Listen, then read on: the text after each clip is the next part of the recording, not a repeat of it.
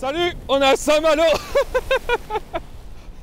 Deuxième jour du festival, on profite des grandes marées et de la ville pour aller faire un petit tour. Puis juste après, on retourne sur le festival pour aller vous présenter des nouvelles brasseries. C'est parti.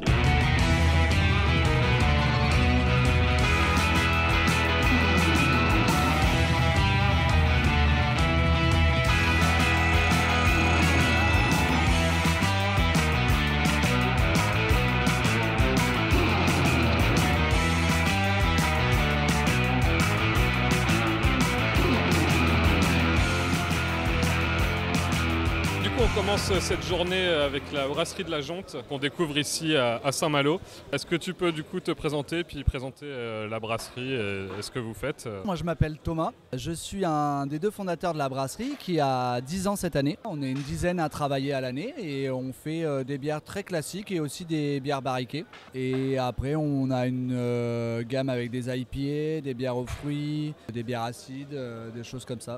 Au niveau des barriquets, c'est quoi comme style de bière que tu fais vieillir dedans? Alors nous on aime bien les barriquets peu acides. Donc on a des barriques d'alcool fort, cognac, rhum, calvados, whisky, dans lequel on met beaucoup de bières différentes. Celle qui nous a fait connaître, c'est une bière de blé avec des framboises vieillies en fût de cognac à 11 degrés. Ça a été notre première barrique il y a 7 ans. Et maintenant, on a une gamme entre 8 et 12 barriques permanentes à présenter. Voilà, on fait aussi pas mal de bières à base de raisin. Donc là, sur le salon, on en a une à déguster qui est une brute avec un assemblage de mou de roussanne et de vionnier, vieillie doucement en barrique de Pic Saint-Loup. Donc c'est très très frais, c'est long en bouche, il y a peu d'acidité et ça a pas mal plu là sur le salon hier. J'ai entendu dire que vous proposiez aussi une gamme de soft.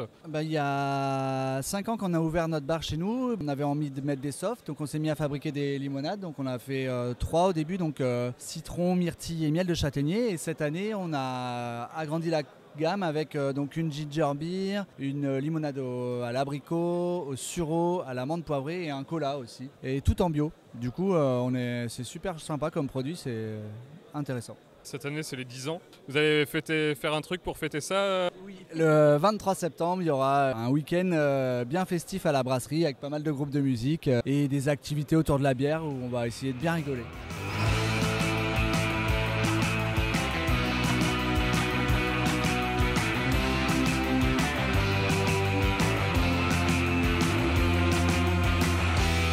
Eh bien, on se retrouve à la brasserie Dieu du Ciel. On a écouté ta conférence tout à l'heure sur l'histoire un peu de la brasserie. Pour ceux qui n'étaient pas sur le salon, est-ce que du coup, Jean-François, tu peux nous refaire rapidement du coup d'où tu viens et jusqu'à maintenant? Nous, on va célébrer nos 25 ans en septembre. J'ai brassé comme brasseur maison, comme beaucoup de brasseurs en Amérique du Nord. À la fin de ma maîtrise, j'ai sauté 2 pieds dans le projet de partir un brewpub au départ. Donc on brasse sur place, c'est beaucoup plus simple, pas de distribution et tout. Et surtout avoir une grande liberté de ce qu'on veut brasser. Et c'est qu'en 2007 qu'on a pris le pas vers la microbrasserie. Donc, mais il y a quand même un pub à Saint-Jérôme. Moi, j'ai besoin du contact avec les gens. Donc, quand j'ouvre des places, je veux un pub. Du coup, tu viens du brassage amateur. Tu disais tout à l'heure que tu aimes bien travailler plein de styles différents. C'est toujours le cas à la brasserie?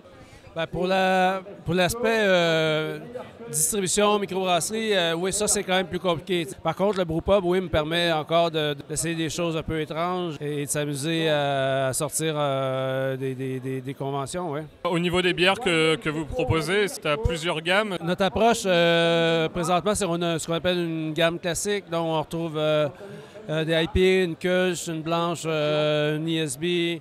Sinon, on a tout, plus nos spécialités, nos bières fortes, la pêche mortelle. Puis ensuite, là, on va vers des bières barriquées, qui sont nos gammes. Et puis après ça, on a toute notre gamme de fermentation mixte. Comment tu vois l'évolution du monde brassicole en France, sachant qu'on a largement dépassé les 2500 brasseries? Moi, le message que j'ai ici, oui, au nombre de brasseries, ça semble limité, mais au nombre de... Ce que j'entends, c'est qu'ici aussi, certaines ont de la difficulté à vendre. Fait que je suis pas sûr que c'est limité ici non plus. Le marché se rationalise un petit peu.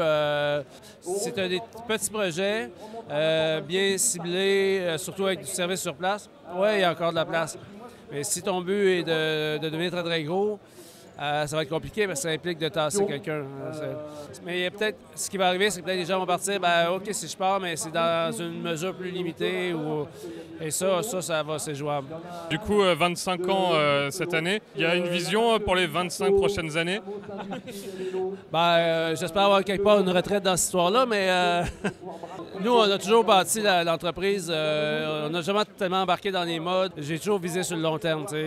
La qualité, dans le cas de nos pubs, ambiance, service, et devenir une référence, c'était toujours mon but. Et je pense que c'est ce qui va nous amener sur les 25 autres prochaines années. Eh ben, c'était du coup la brasserie Dieu du Ciel. Nous, on va continuer encore un petit peu le salon aujourd'hui. Merci à toi encore.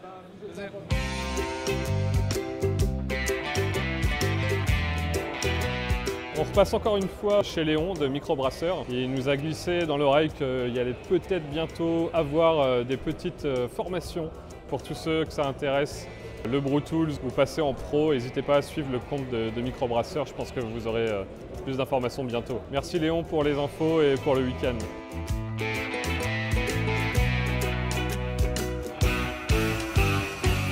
On est sur le stand de Médité Vin qui va nous parler de fermentation, mais c'est pas de la bière, il va nous expliquer tout ça. Alors moi je suis limonadier artisanal. C'est-à-dire que je fais des limonades fermentées en fermentation spontanée. En gros, c'est un métier qui a existé plus ou moins jusque dans les années 50. Et quand l'industrie des limonades industrielles, en fait, gazéifiées, a commencé à prendre le marché après-guerre, ça a un petit peu enterré ce métier de limonadier artisanal. Si tu veux, ces limonadiers-là ou limonadières travaillaient dans des bars principalement, donc il y avait des cuves derrière le bar. Tu prenais une pinte de limonade, ça montait en alcool à 0,3, 0,4, 0,5, parfois un petit peu plus, mais le but c'était de garder un taux d'alcool le plus bas parce que c'est de la limonade. Moi c'est comme ça que je travaille, sauf que je reste en catégorie 1, c'est-à-dire que je suis en dessous de 0,5 degrés. Ça veut dire que les femmes enceintes et les enfants peuvent en boire, ça reste un taux d'alcool considéré dans les boissons sans alcool. Est-ce que tu peux nous présenter un peu les différents types de boissons que tu proposes? Ce qui représente bien ma gamme, c'est le pétillant de sureau. Donc là, c'est des fleurs de sureau, vinaigre de cidre et jus de citron. Ensuite, tu as le kombucha qui est de plus en plus en vogue. Alors moi, je le fais nature, je le fais assez délicat et tout est assez sec, mais le but, c'est déjà de faire connaître le kombucha. Donc j'essaie de ne pas le faire non plus trop osé ou trop complexe. Kombucha classique, c'est bien. Après, donc là, j'ai une gamme de non fermentés. Ça, c'est un thé glacé puer, le fameux thé en galette. C'est des galettes de thé qui vieillissent dans des caves. Ça perd les tanins, ça a une amertume un peu plus maîtrisée, assez douce. Et là, tu as le pot du druide. Ça, c'est un thé glacé de feuilles de figuier avec du miel et du jus de citron. Comment tu gères cette fermentation pour quand même avoir une pétillance, mais avec un bas degré d'alcool? Donc ça, c'est la question, du coup. Moi, ce sont des fermentations spontanées uniquement et des levures indigènes. Donc pas des levures artificielles, les levures qui vivent dans l'air ambiant, sur les fleurs que je cueille. Par exemple les fleurs de sureau, il y en a sur le gingembre, etc. Quand tu comprends le cycle des levures par rapport aux révolutions de la Lune et leur vie d'une manière générale, et la façon dont elles s'associent et elles se combattent, quand tu as compris ce cycle des levures et leur vie d'une manière générale, là tu peux avoir des fermentations qui sont maîtrisées et contrôlées. Écoute, on va goûter ça. Puis merci pour la présentation en tout cas.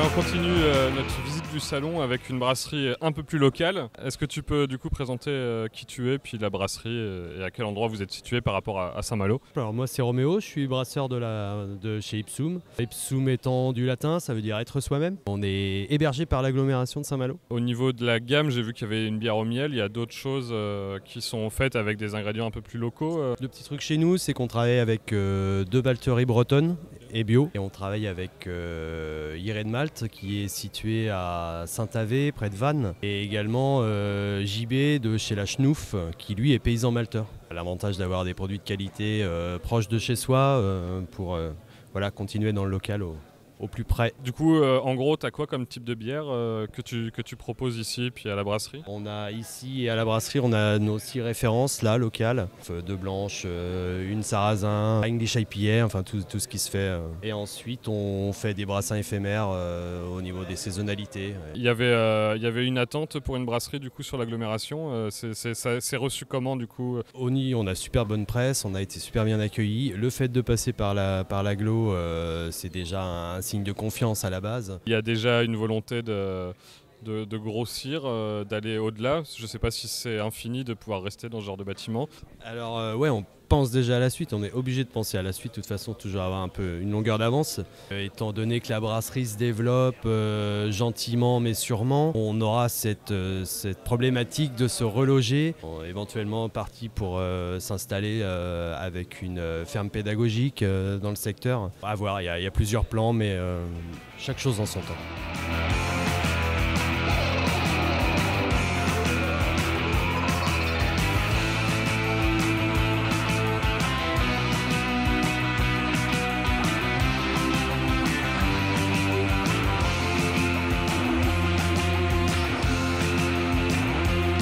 On se retrouve sur le stand des Deux Amants. Est-ce que tu peux nous présenter les Deux Amants? Quelle est un peu votre philosophie de la brasserie? On a commencé en 2017. Au début, moi j'étais tout seul à la prod. Maintenant, on est une équipe de 8. On est situé en Normandie, entre Rouen et Évreux. Notre philosophie, déjà, c'est des bières qui sont bio. Potentiellement, on a des bières qui sont plutôt houblonnées, mais pas des gros dry hop. On fait aussi pas mal de bières avec des fruits et des légumes. Comme ici, on a notre bière à la framboise poivron. C'est des fruits et légumes que vous essayez de sourcer localement ou On essaie de sourcer localement. Juste un exemple pour la bière au concombre. Chez nous, donc on a beaucoup de maraîchers et tout ça. Les concombres vont sortir fin août, début septembre. Une bière blanche désaltérante et tout ça, donc c'est vraiment trop tard. On ne peut pas prendre les concombres chez eux. Après, au niveau de tout ce qui est framboise et poivron, on essaye de prendre au plus près. À 10 km de la brasserie, on a une personne qui cultive de la framboise et tout ça, quoi. Donc à part du coup les bières dont tu nous as parlé, je vois qu'il y a des belles bouteilles là, tu peux nous en parler un peu? C'est la série un peu des mamies, les bières qui ont vieilli, un peu plus âgées. On a une bière, une double blanche à 8 degrés, avec pas mal de corps, et vieillie dans des barriques de Porto blanc. Et l'autre, c'est une saison brettée dans des barriques de Bourgogne rouge. On peut déguster tout ça, il y a une taproom à la brasserie, vous faites des événements régulièrement? La brasserie, elle est ouverte tout le temps au public pour les ventes. On a une taproom de mai à octobre. Tous les vendredis, en fait, on fait une soirée de la musique, des food trucks, c'est un peu une soirée guinguette, quoi. Toutes les bières ont un prénom, il y a une histoire derrière tous ces prénoms. Donc la brasserie Les Deux Amants, c'est par rapport à la légende des Deux Amants. On a juste en face de la brasserie, on a une colline, c'est la colline des Deux Amants avec un château tout en haut. Et la légende, c'est que...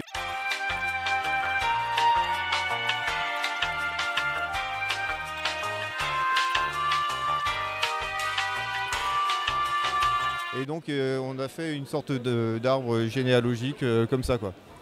La vidéo se termine ici. En tout cas, Saint-Malo, c'est un super festival. Moi, je recommande à tout le monde d'y aller l'année prochaine. Encore merci du coup aux organisateurs qui nous ont permis de passer du temps ici, qui nous a permis de filmer, d'accéder au stand.